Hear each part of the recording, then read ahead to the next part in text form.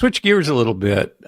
In our culture today, young people just seem to be drowning in this culture of sexuality, and so many are getting trapped in pornography at such a young age. Can talk to us a little bit about really what's happening to these young people as they go through this, and just in terms of their view of relationships and sexuality and all those things that they're going to now carry into adulthood. It really is a good question. And I would say the first thing to parents is get Covenant Eyes. Just get it. Get it on your phone, so you'd be a good example. Get it on their phone and get it on your TV. Get it on your computers and get it. That's what I tell my clients. So I'm not just promoting you because you're here. If you were in my office, that's what I would tell them to do. Okay? But they're being seduced not by just the sexuality. They're being seduced by technology. There's research that shows that adolescent depression scores have grown over 100% since the iPhone has been introduced into society around the world. It's not America.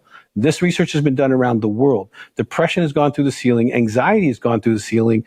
And they're having the hugest amount of mental health issues ever known to the world as adolescents.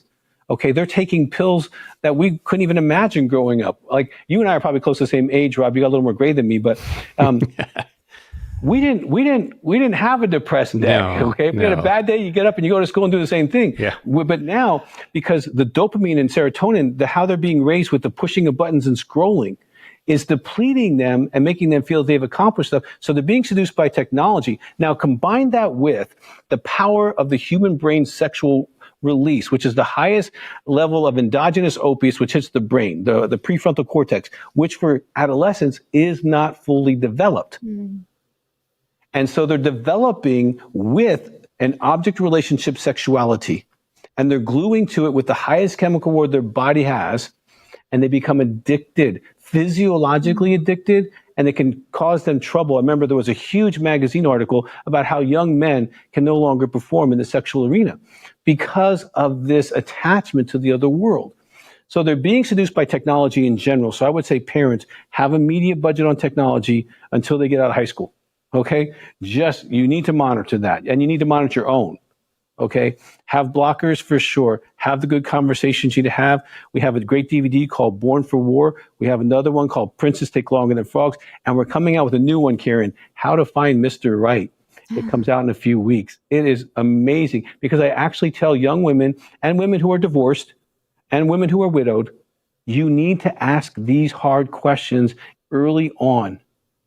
Okay? And women can kind of tell when men lie, but if you don't ask the questions, you're part of the whole thing of don't ask, don't tell, and then wonder why you got the goods you got. Women need to be smarter today than ever because the addiction and the amount of men that have it is tremendous. And so there are things that they can do, but they need to be smart. The neurological attack on our kids' brains is the first in world history to actually change the adolescent brain. So by the time it gets to adulthood, it's already so addicted to technology, which makes it vulnerable to other addictions because they don't learn how to manage real relationships, which to your point, and they don't know how to manage their internal environment, their emotions. So they're unregulated and unable to attach. And we are allowing this to happen to our kids. And it needs to be taken responsibly instead of just handing your 3-year-old, the phone and say, watch this while I eat my food, right? How many of you have been to a restaurant in the last month? Yes. And all 4 of them are on their cell phone. Always. Yeah. Right? Yeah. And we wonder why our kids don't know how to have relationships. So we can do better, I think, as parents and as a church to encourage the reduction of technological stimulation.